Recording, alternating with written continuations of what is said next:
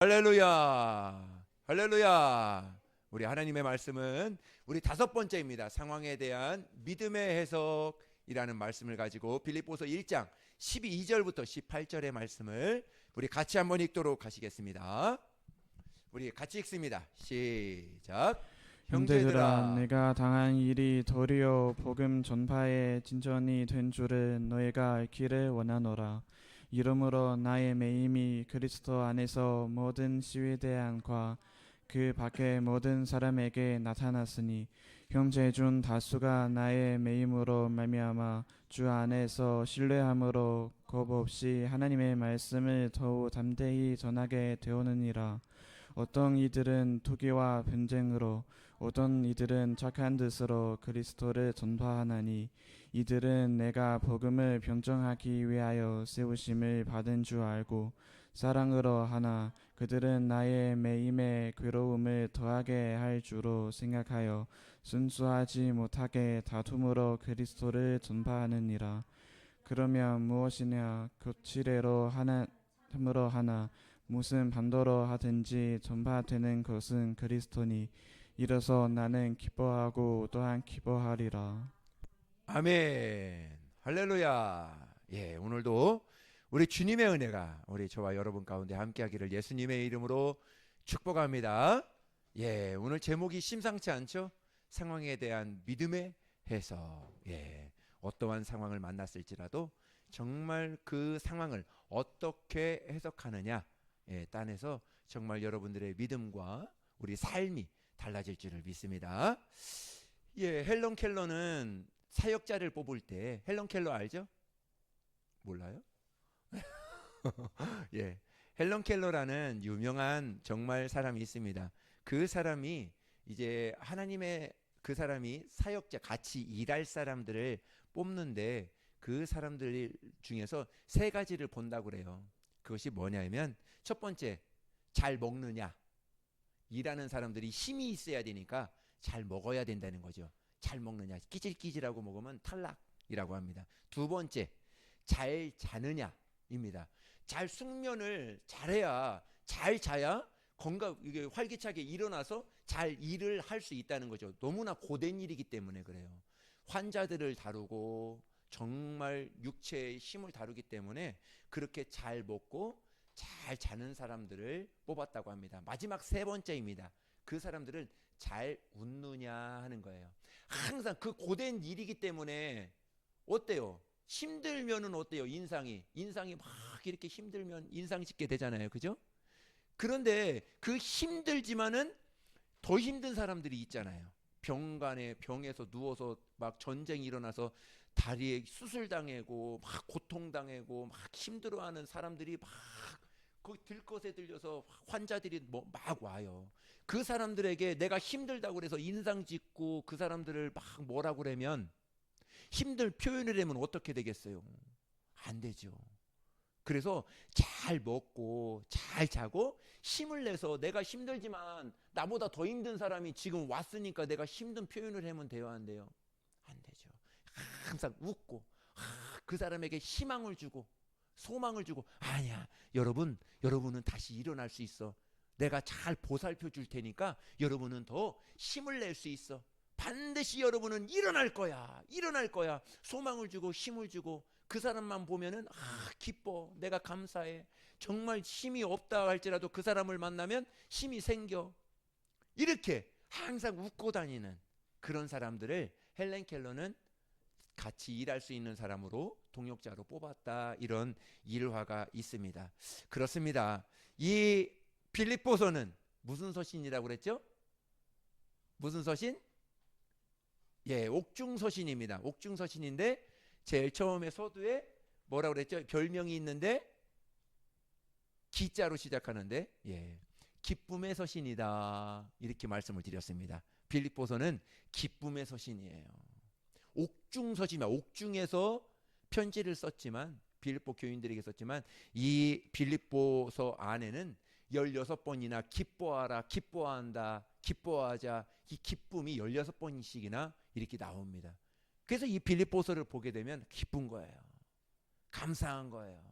그럼에도 환경이 그렇게 옥중에 있음에서도 기뻐하고 감사하고 정말 즐겁다. 하나님의 은혜가 나에게 정말 과분하다 할 정도로 그렇게 썼던 것이 바로 이 빌립보서라는 것이죠.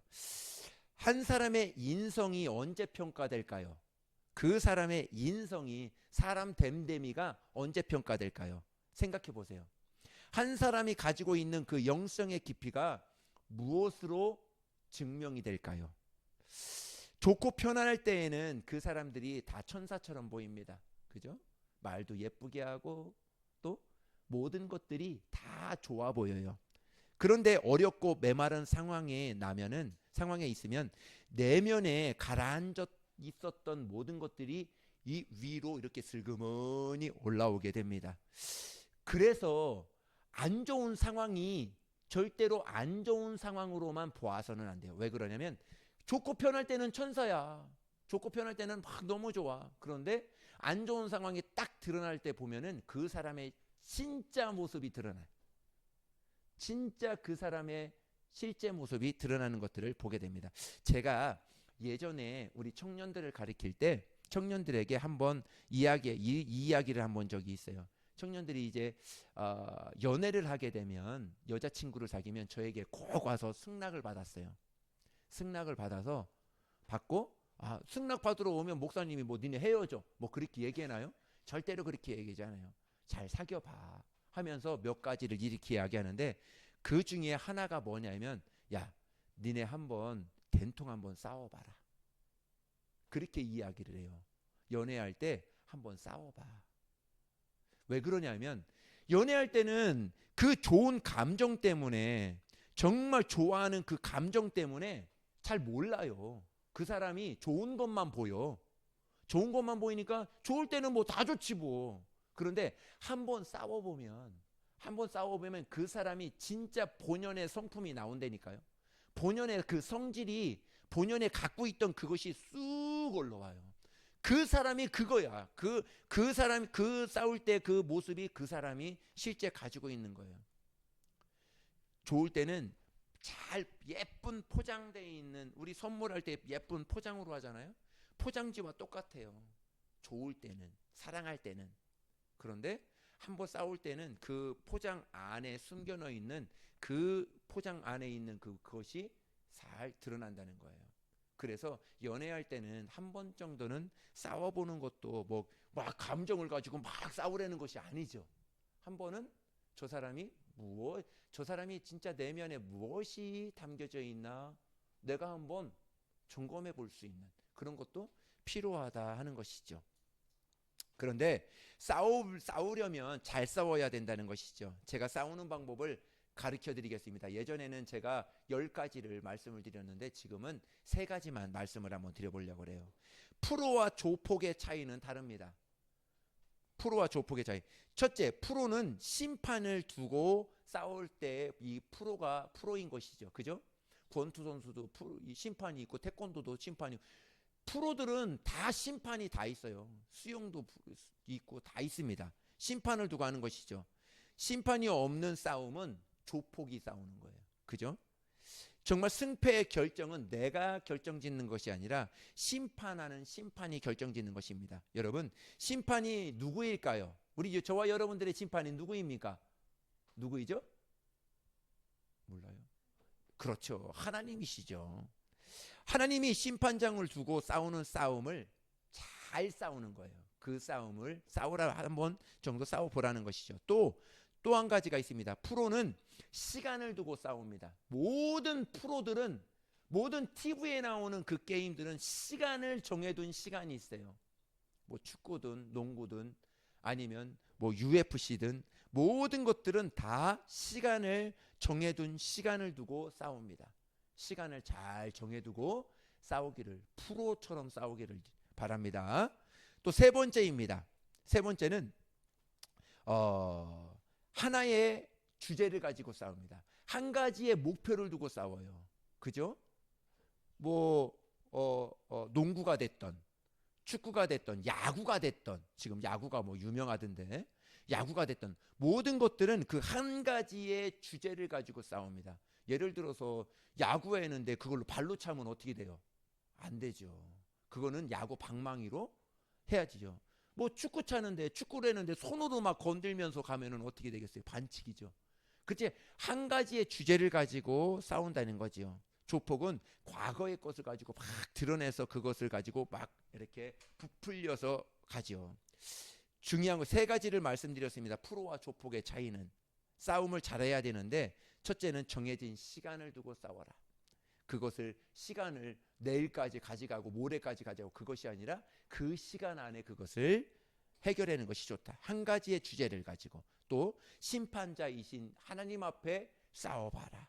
그것이 바로 잘 싸우는 비결이 된다는 것이죠. 여러분, 고난의 산을 넘어갈 때 삶의 반응이 그 사람의 삶의 인성을 만들어줍니다. 고난의 삶을 넘어갈 때 그 사람의 인성을 만들어줘요. 그리고 영성의 척도를 만들어줍니다. 힘든 산을 넘어간다고 해서 그것을 통해서 내가 시험 들거나 내가 그것을 통해서 정말 하나님을 원망하고 불평하는 사람도 있지만 그 고난을 통해서 내가 한 단계 한 단계 성장해 가는 거예요. 한 단계 한 단계 넘어가는 거예요. 네. 그것을 보아야 된다는 것이죠. 좋고 나무랄 데 없는 상황에서 정말 남을 원망하는 사람도 있지만 정말 이렇게 좋은 상황에서도 남을 원망하는 사람도 있어요. 근데 죽을 것 같은 그 상황에서도 감사의 이유를 찾고 다른 사람을 위로하고 격려해 주는 사람도 있더라 하는 것이죠. 꽃밭에서 쓰레기를 줍는 사람도 있어요. 쓰레기를 찾는 사람도 있어요. 그런데 정말 그렇지 않은 상황에서도 메마른 상황에서도 그 안에서 꽃을 찾는 그러한 사람들도 있더라 하는 것이죠. 부정적인 사람은 무엇을 보아도 부정적이에요. 정말 기쁘고 좋은 그런 환경에서도 그 기쁨을 못 누려요. 계속 인상 지으며 다니죠. 그러나 믿음의 사람은 어떤 상황에서도 그 믿음의 해석이 있습니다. 믿음으로 어떻게 그 환경을 해석할 것이냐.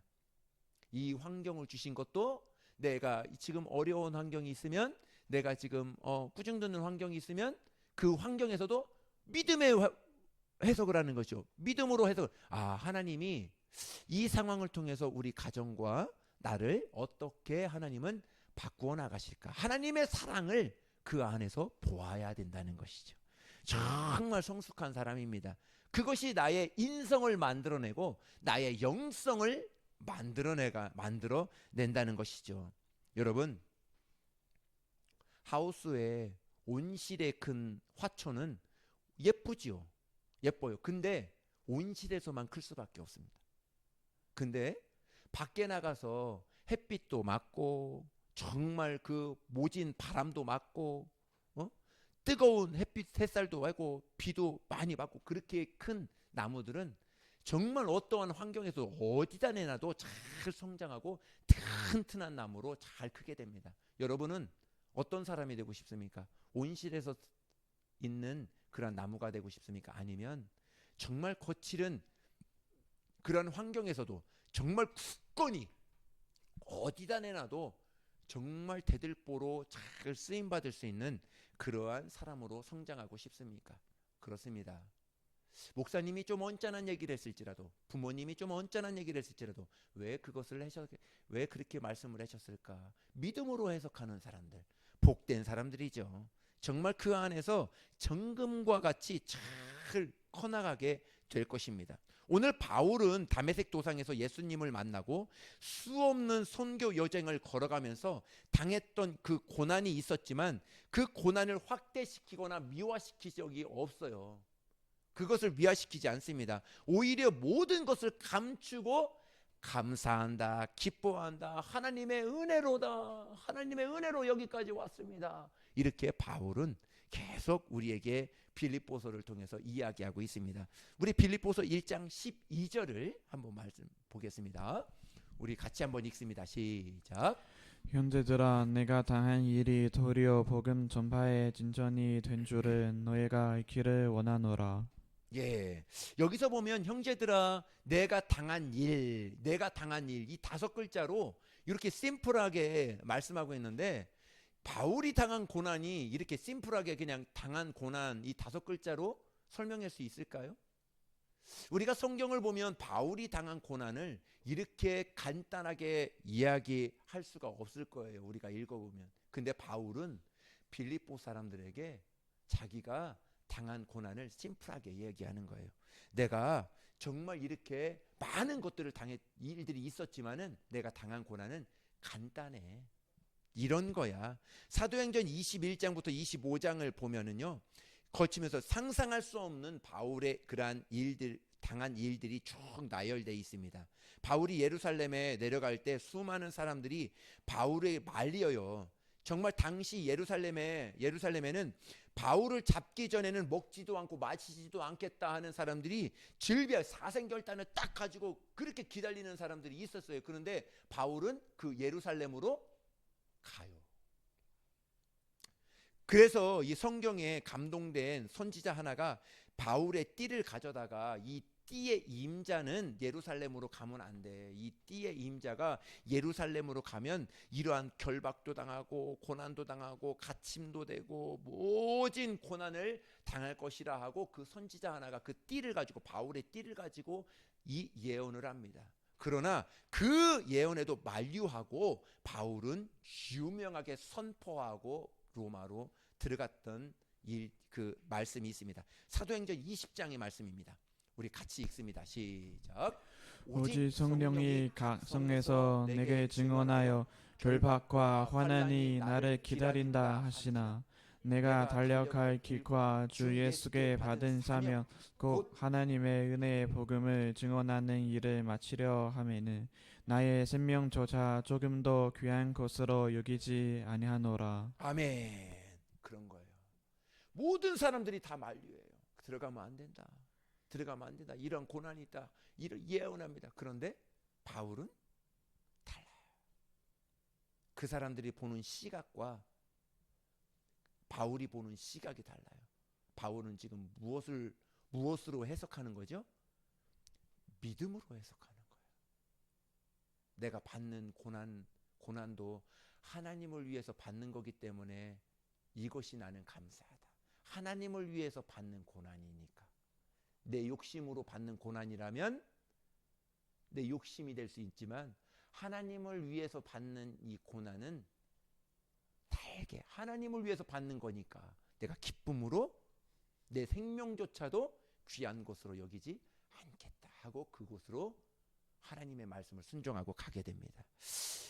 이 믿음의 손폭 끝에 예루살렘으로 내려갔다가 모함도 당하고 옥에 갇히기도 하고 매도 맞고 2년간 감옥에 갇혀 모진 고난을 당합니다. 로마로 압송하면서 유라굴로라는 광풍을 만나고 배가 파손되고 죽을 고비를 넘깁니다. 어찌하다가 멜리데라는 이 섬에 정박하다가 거기서도 독사에게 또 물리고 죽을 고비를 넘깁니다. 바울은 이 모든 과정을 심플하게 5글자 뭐라고요? 내가 당한 일.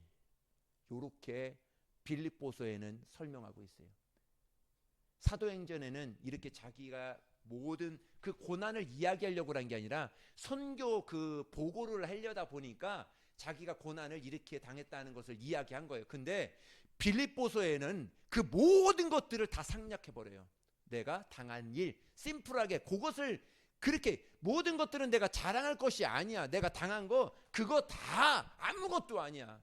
하나님의 은혜에 비해서는 아무것도 아니야. 그냥 내가 당한 일이라는 것 그거 하나뿐이었어.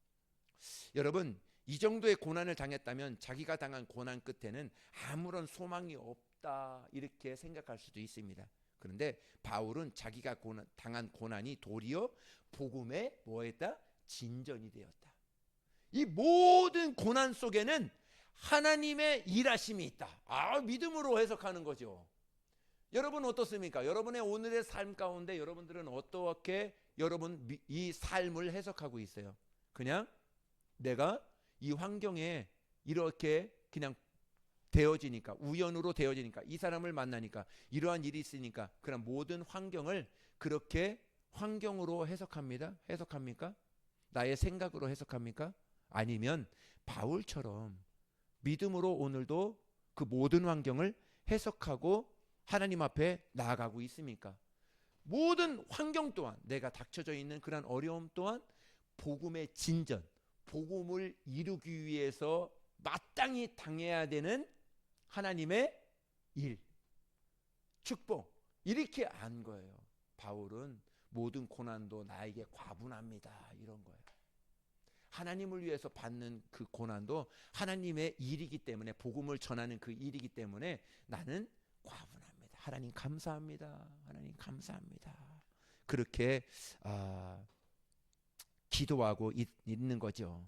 빌립보에게 그렇게 편지 쓰고 있는 것입니다. 여러분, 믿음은 부는 바람을 잠재우는 것이 아닙니다. 믿음은 쏟아지는 폭우를 멈추게 하는 것도 아닙니다. 그럼에도 가야 할 그 길을 멈추지 않는 것. 비가 와도 가야 할 길을 가야 되는 것이고, 눈이 와도 그 가야 할 길을 가야 되는 것이고, 바람이 불어도 햇볕이 쨍쨍 쪄도 그 가야 할 그 길을 담대히 갈 수 있는 사람들, 믿음으로 해석하는 것이죠. 다시 일어나자, 다시 도전해 보자, 정말 믿음으로 한번 나아가 보자. 하나님이 나와 함께 하신다면, 하나님이 이 일을 허락하셨다면, 하나님이 이 일을 나에게 주셨다면 하나님이 일하실 것이지. 내가 그것을 내가 안 된다 해서 안 된다? 그것은 믿음이 아니야. 내가 보았을 때 저것이 안 될 것 같아.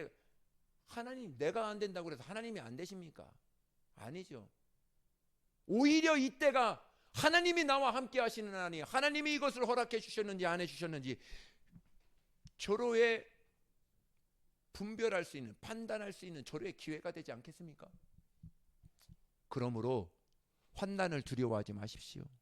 환난 속에서 하나님이 어떻게 하시는지 그것을 해석할 수 있어야 돼요. 그것을 바라볼 수 있어야 된다는 것이죠. 이사야 선지자는 이렇게 이야기합니다. 이사야 선지자는 이사야서 52장, 제가 한번 읽을게요. 7절인데요. 좋은 소식을 전하며 평화를 공포하며 복된 좋은 소식을 가지며 구원을 공포하며 시온을 향하여 이르기를 내 하나님이 통치하신다 하는 자의 산을 넘는 발이 어찌 그리 아름다운고. 간단하게 이야기하자면 복음을 들고 산을 넘는 자들의 발이 얼마나 아름답냐, 이사야 선지자는 그렇게 이야기하고 있어요. 여러분, 복음을 전할 때 여러분 학교 가서나 직장에서나 예수 믿어요, 안 믿는 사람들에게 예수 믿읍시다 그러면 어때요? 요새 잘해줍니까? 잘해줍니까? 그렇지만 오늘 이사야 선지자는 그렇게 얘기해요. 복음을 들고 산을 넘는 자, 복음을 오늘도 전하며 또 핍박도 받을 수 있고 또 싫은 소리도 들을 수 있고 하지만 그 사람들의 발이 아름답다, 이렇게 이야기하고 있습니다. 바울이 당한 고난을 한번 볼까요? 바울이 당한 고난을 제가 한번 읽을게요. 고난은 이렇습니다. 내가 수고를 넘치도록 하고 옥에 갇히기도 더 많이 하고 매도 수없이 맞고 여러 번 죽을 뻔하였으니 유대인에게 40에 하나 감한 매를 5번이나 맞고. 40에 하나 매는 몇 번이에요? 30? 모른가 보지? 엄청 어렵지? 39번. 그거를 5번씩이나 맞았대요. 태창으로 3번씩 태창으로 맞고 한 번은 돌에 맞고 3번 파손하고 주야를 깊은 바닷속에서 지내며 여러 번 여행하다가 강의 위험과 강도의 위험과 동족의 위험과 이방인의 위험과 시내의 위험과 광야의 위험과 바다의 위험과 거짓 형제들의 위험을 당하고 또 수고하며 애쓰고 여러 번 자지 못하고 줄이고 목마르고 여러 번 굶고 춥고 헐벗었노라. 이게 바울이 당한 고난이었어요. 그런데 빌립보서는 뭐라고 한다고요? 내가 당한 일. 그렇게 빌립보 교인들에게 그렇게 이야기를 한 거예요. 야, 내가 이런 고난을 당했어. 내가 이런 고난을 당해서 내가 믿음으로 승리했어. 내가 믿음으로 일어났어. 이렇게 이야기하지 않았더라는 거예요. 고난은 마땅히 내 몫이라는 것입니다. 여러분들도 여러분의 몫이 있다. 그것을 자랑하는 것이 아니라 그 안에서 하나님의 일하심을 바울은 자랑하고 싶은 거였던 거예요. 고난을 자랑하고 싶었던 것이 아니라 나는 이런 사람이야. 내가 이렇게 고난 내가 죽을 고비를 맞고 내가 이렇게 태창을 맞 그것을 자랑하고 싶었던 것이 아니에요. 오직 예수 그리스도, 오직 예수만이. 예수님이 나와 여러분들을 위해서 오셨다. 예수님이 저와 여러분들을 위해서 십자가를 지셨다. 그 예수님이 하나님의 아들이야. 그 예수님을 믿으면 너와 내 집이 구원을 받고 또 정말 영생의 하나님의 자녀로 살 수 있다. 그것을 자랑하고 싶었던 거예요. 하나님이 저와 여러분과 함께 하십니다. 저 천국에서 우리가 머지않아 갈 그 천국에서 우리를 기다리고 계시는 분이 바로 우리 주 예수님입니다. 그 예수님을 한번 믿어봅시다. 그 예수님과 오늘 한번 같이 한번 살아봅시다 하고 그것을 자랑하고 싶었던 거예요. 나는 얼마나 행복한지 몰라. 나는 얼마나 기쁜지 몰라. 그렇게 하는 것이죠.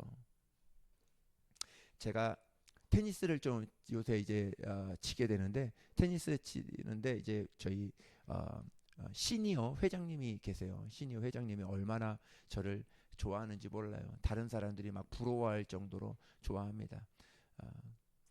어저께도 이렇게 제가 이제 게임이 있다고 그래서 이렇게 또 전화도 드리고 이렇게 인사도 이렇게 했는데 너무나 좋아하세요. 저는 그래요. 제가 잘 해주는 이유가 있지요. 복음을 전하기 위해서요.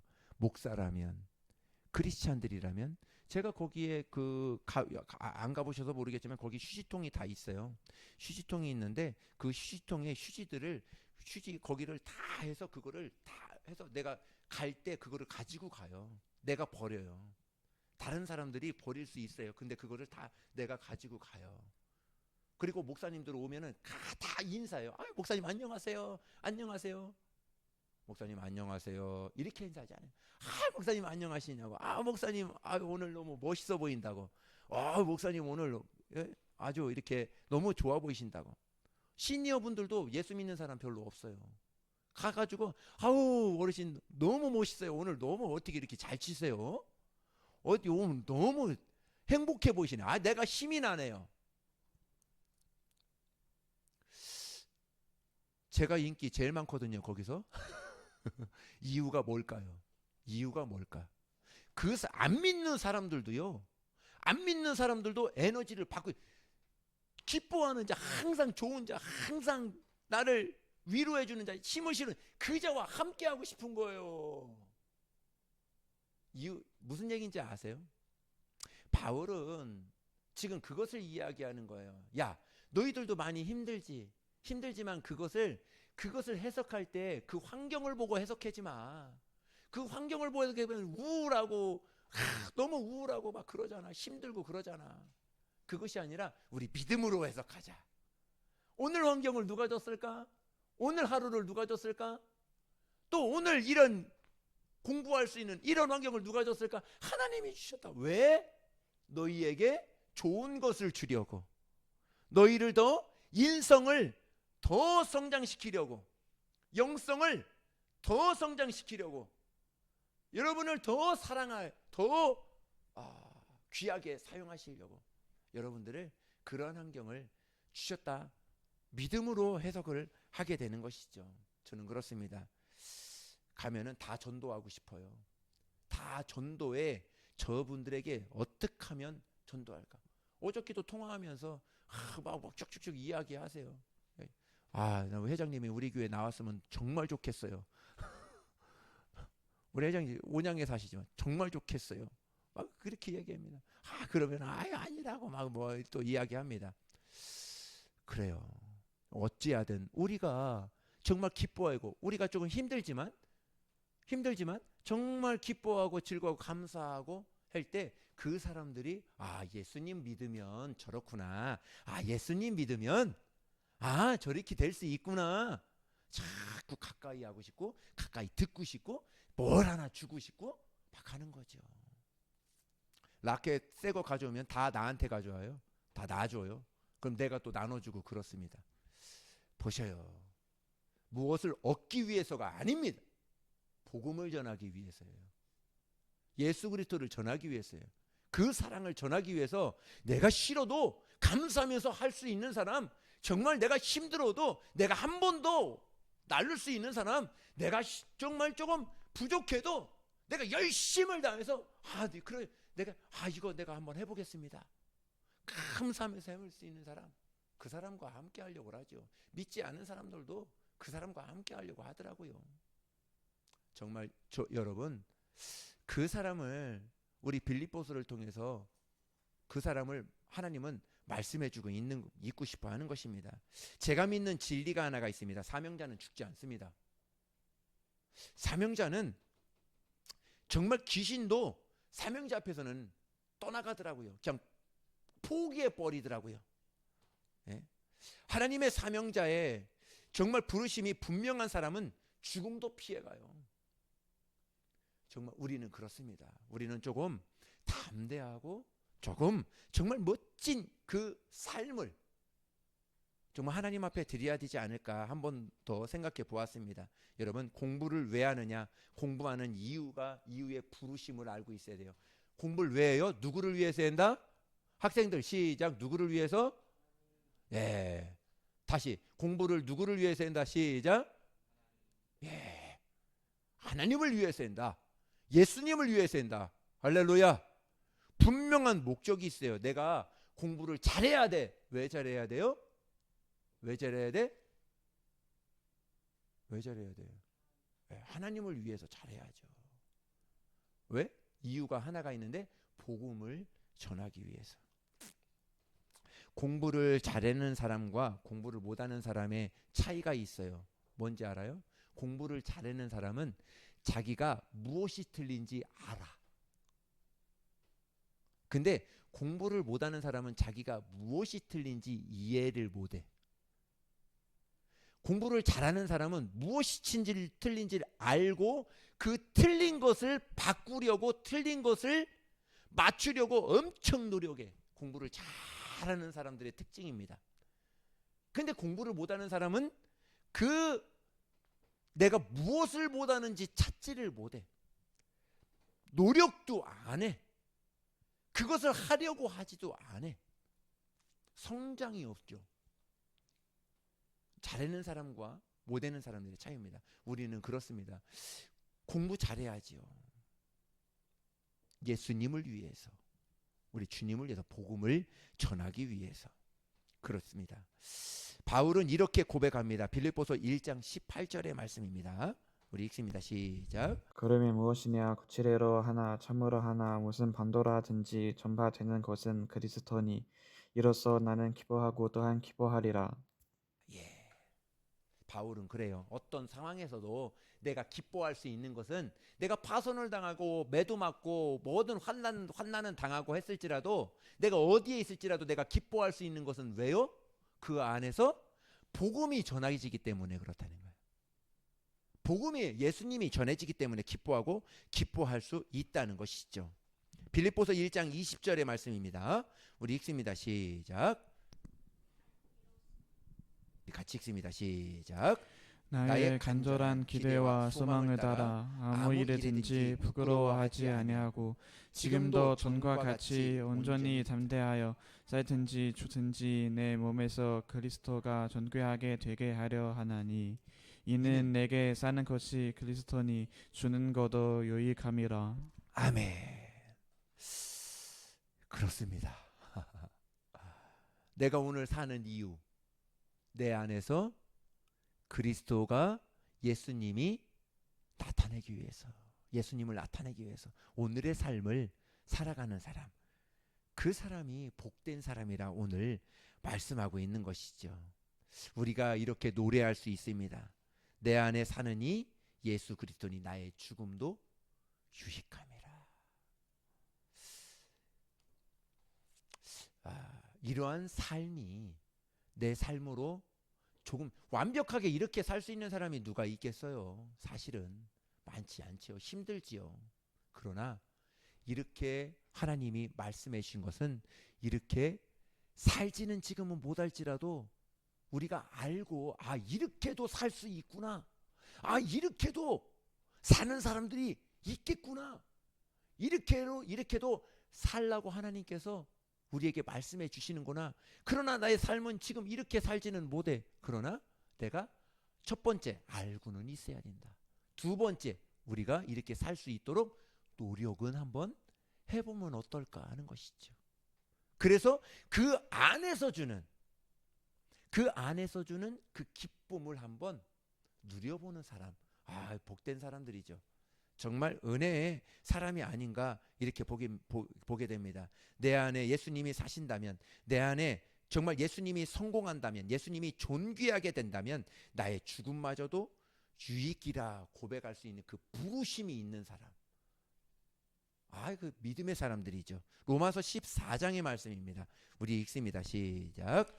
우리 중에 누구든지 자기를 위하여 사는 자가 없고 자기를 위하여 주는 자도 없도다.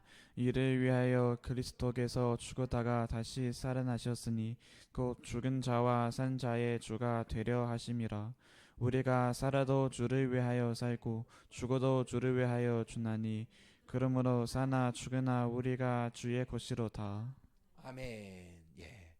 예수님이 나의 주인, 예수님이 나의 왕, 예수 그리스도라면, 정말 나의 그리스도라면 나의 삶도 나의 죽음도 예수님이 정말 허락 안에서, 부르심 안에서 달려가는 사람, 그 사람을 오늘도 찾고 있는 것이죠. 예전에 릭 워렌이라는 목사님이 이렇게 말씀하셨습니다. 분명히 목적이 이끄는 사람이 있는가 하면 수단과 방법이 이끄는 사람들이 있다, 이렇게 이야기를 합니다. 여러분, 똑같은 오늘을 살고 있지만 부르심이 그 사람을 견인하는 사람이 있어요. 이끌어가는 사람들, 부르심, 나의 부르심, 나를 전도사로, 나를 신학생으로, 나를 학생으로, 나를 어떤 사람으로 오늘도 부르셔서 그 부르심에 내가 한 발 한 발 내딛고 가는 참 지혜로운 사람입니다. 참 부러운 사람이에요. 그 사람은 정말 축복된 사람이에요. 부르심이 이끌어가는 사람들, 똑같은 예배 속에 있지만 예배하고 있고 정말 세워진 교회의 부르심에, 그 부르심이 이끌어가는 예배, 그 부르심이 이끌어가는 교회, 목적이 이끌어가는 교회가 있다는 것이죠.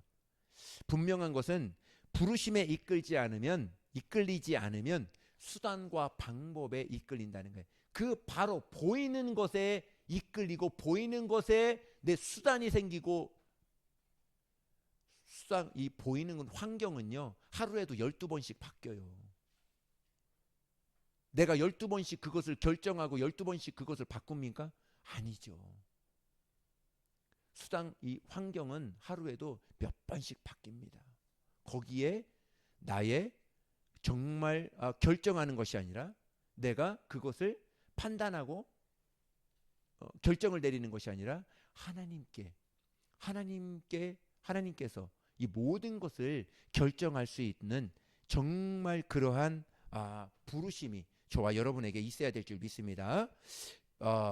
바울의 최종 부르심은 로마였어요. 당시 세계는 로마로 시작해서 로마로 끝난다, 이렇게 이야기를 합니다. 그래서 바울은 모든 문화와 길은 로마에 있기 때문에 로마에서 복음을 전하면 야 진짜 복음이 잘 전해지겠다, 이렇게 생각을 했던 거예요. 그래서 로마로 들어가고 싶었던 것입니다. 로마로 들어가면서 어떻게 했을까? 자기는 로마 시민권이 있으니까 당당하게 들어가기를 원했어요. 그런데 하나님의 방법은 어떻게 들어가느냐면, 하나님의 방법은 바울의 생각과 전혀 다릅니다. 하나님은 그가 갖고 있는 모든 권리를 다 내려놓고 초라한 죄인의 신분으로 들어가라는 것입니다. 바울은 그것마저도 기쁨으로 받아들였어요. 바울에게 중요한 것은 자신의 생각이 아니고 자신의 입장이 아니에요. 그에게 중요한 것은 부르심입니다. 전파되는 것이 누구냐 하는 것이죠. 누가 종기되느냐. 전파되고 존귀하게 여기는 그리스도라면 내가 죄인으로든 결박으로든 포로든 망하고 잃어버린다 할지라도 그것이 그리스도인의 원하는, 예수님이 원하는 그 길이라면 기쁨으로 내가 오늘의 그 부르심을 향하여 오늘도 갈 거다 하고, 그렇게 바울은 우리에게 오늘 말씀하고 있는 것이죠. 사람들은 그렇습니다. 너는 지금 그렇게 로마 시민권을 갖고 있고 로마 시민권을 갖고 있고 또 로마 시민권이 뭐예요? 미국 시민권과 똑같거든요. 미국 시민권을 갖고 있어 미국 당당하게 들어갈 수 있잖아요. 근데 그 시민권을 가졌음에도 죄수의 신분으로 가는 거예요. 감옥에 갇혀서 그 곳을 가게 됩니다. 사람들이 보았을 때 너는 망했어. 너는 안 돼. 너 그거 봐. 너가 그렇게 전했던 그 예수를 전하다 보니까 너 지금 꼴이 뭐냐. 너 지금 시민권을 갖고 있으면서도 죄인의 찾고 차고 죄인의 모습으로 그렇게 가냐? 틀렸어. 이렇게 모든 사람들이 다 이야기하고 실패했다고 이야기합니다. 그런데 하나님은 그 속에서 복음의 아름다운 꽃을 피웠다는 것을 빌립보서 교회에게 바울을 통해서 가르쳐주고 싶었던 거예요. 그래서 바울은 다시 한번 선포합니다. 내가 당한 일 심플하게 이야기하는 거예요.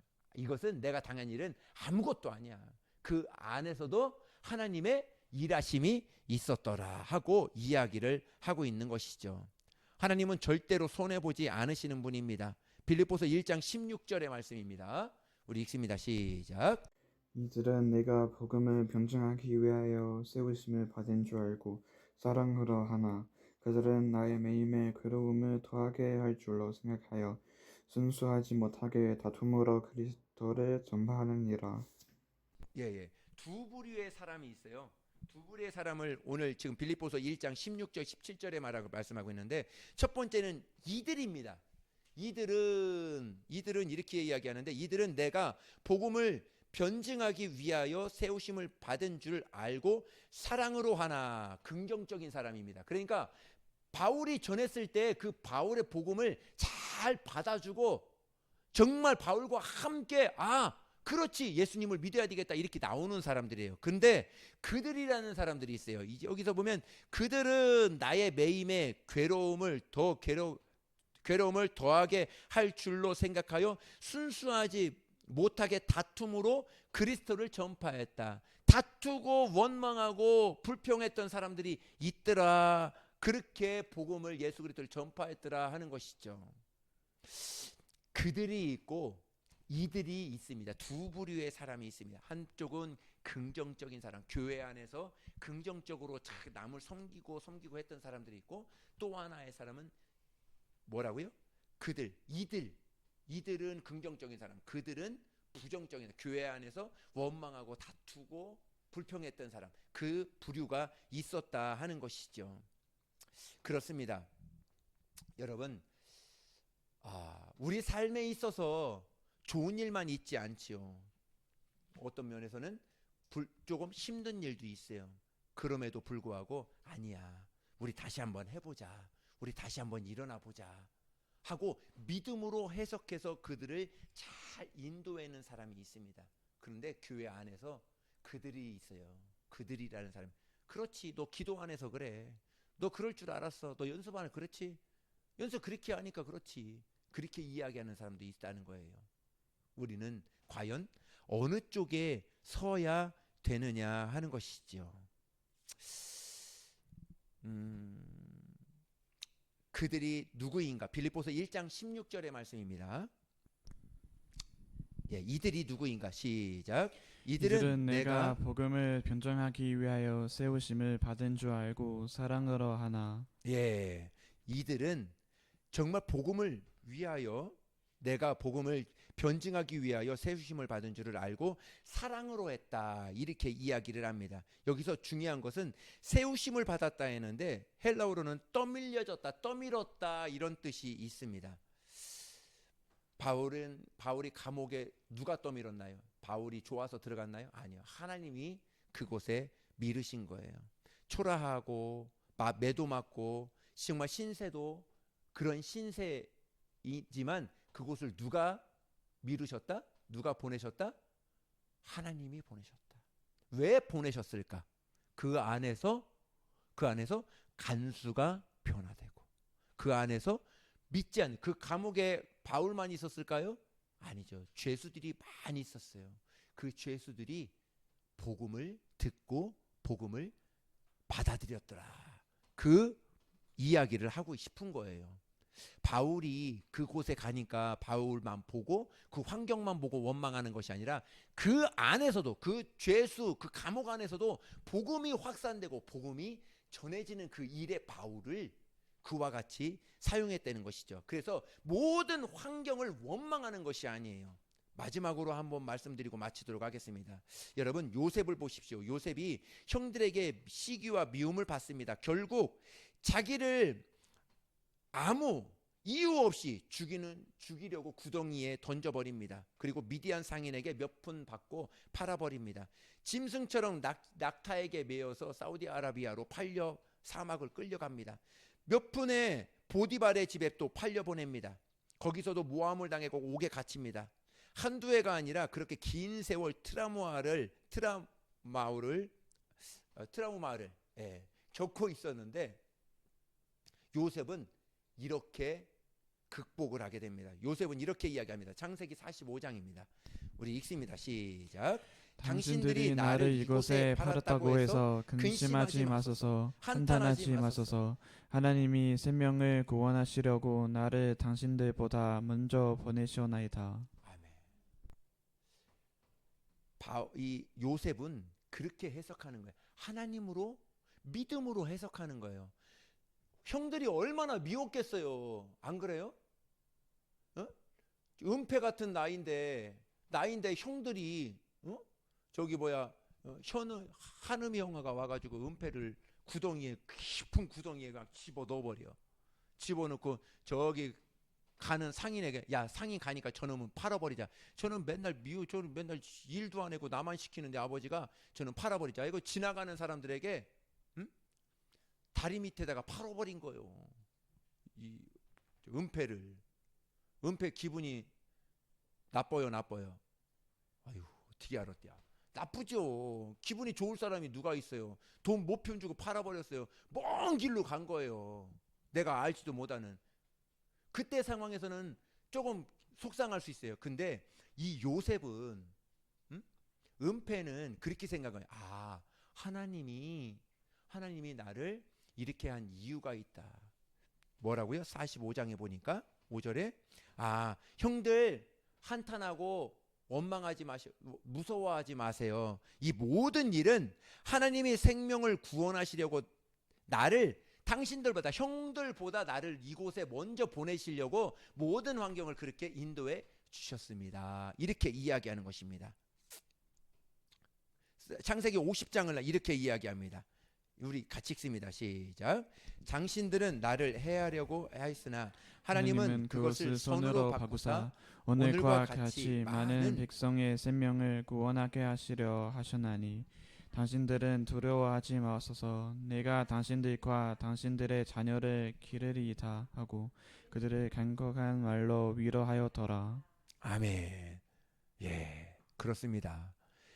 요셉은 형들에게 팔렸어요. 팔려서 먼 나라로 짐승처럼 끌려가고 또 몇 푼에 팔려서 그 가정의 노예로 삶을 살고 있었어요. 삶을 살고 있었지만 그곳에서 모함을 당해서 감옥에 갇히기도 수십 번 하고 그렇습니다. 그런데 하나님이 요셉을 또 총리로 만들어 주세요. 만들어 주셨을 때 가만히 생각해 보니까 하나님이 나를 먼저 보내서 여러분들의 모든 가정과 모든 사람들을 다 살리려고, 구원하시려고 나를 이곳에 먼저 보내셨구나. 원망하지도 말라. 당신들의 모든 자녀들을 이제 내가 잘 키울 것이다 하고 그들을 간곡한 말로 위로하였더라. 이 은혜가 여러분 가운데 있기를 예수님의 이름으로 축복합니다. 할렐루야. 모든 사람들은 즐거운 일도 있습니다. 그러나 많은 힘든 점도 있습니다. 그러나 오늘의 상황에 대한 과연 해석을 어떻게 할 것인가? 저와 여러분이라면 오늘 여러분들에게 하나님이 주시는 말씀은 오늘 모든 상황을 믿음으로 해석해라. 믿음으로 오늘도 바라봐라. 그 자가 오늘도 복된 자고 하나님이 그 자를 더 복 주시고 은혜 베풀어 주실 것이다. 오늘 저와 여러분들에게 말씀하고 있는 것입니다. 요셉과 같은, 또 바울과 같은 그러한 삶이 정말 여러분들의 삶이 되고 믿음이 되고 영성이 되고 정말 여러분들의 인성으로 만들어져 가는 우리 저와 여러분들이 되시길 예수님의 이름으로 축복합니다. 우리 기도하시겠습니다. 우리 말씀을 기억하면서 우리 같이 찬양합니다.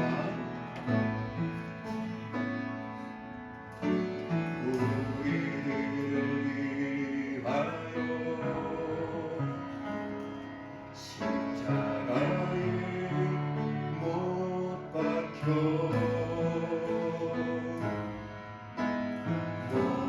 주